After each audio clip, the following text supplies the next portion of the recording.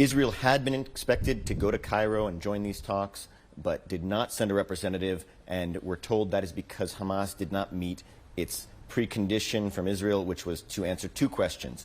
Prime Minister Netanyahu gave one of them last night. He said he asked for a list of the remaining hostages who are alive in Gaza, and Israeli media have reported that the other question is how many Palestinian prisoners Israel would need to free for each hostage. Their talks in Cairo follow negotiations in Doha that Israel did join this week, and Paris last weekend. We haven't had signs of real concrete advance since then. The deal they were discussing at that point was the release of up to 40 hostages for around 300 Palestinian prisoners, as well as a 6-week ceasefire, during which time the hundreds of aid trucks that are needed to flow into Gaza each day could resume. There's been intense pressure internationally for a ceasefire, particularly since the Thursday morning incident involving a trucks that were swarmed by desperate Palestinians in North Gaza. Israeli soldiers opened fire, and more than 100 people were killed. Just because Israel is not joining these talks in Cairo doesn't mean there won't be a deal.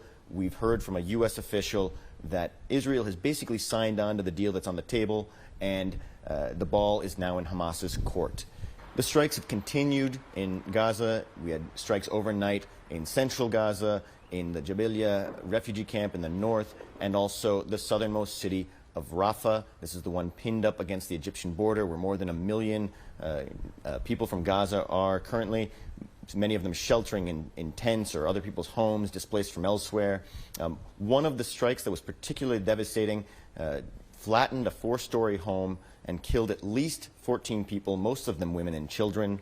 My colleague spoke to one survivor, a mother. She had spent 10 years trying to get pregnant, done 3 rounds of IVF, and recently gave birth to twins. She was in bed with one of them in each arm and her husband lying next to them when the strike came. Both her babies and her husband were killed. Let's hear what she has to say. I gave birth in the war. War started on Saturday and I gave birth on Friday. I didn't get enough of them. I swear I didn't get enough of them, and their father has been killed. Israel says that it tries to minimize the damage to civilians, the injury to civilians, and that any eventual deaths are the fault of Hamas, that positions its fighters and launchers in dense residential neighborhoods. It did not comment on this specific incident. David Biller for the Associated Press with CGTN in Jerusalem.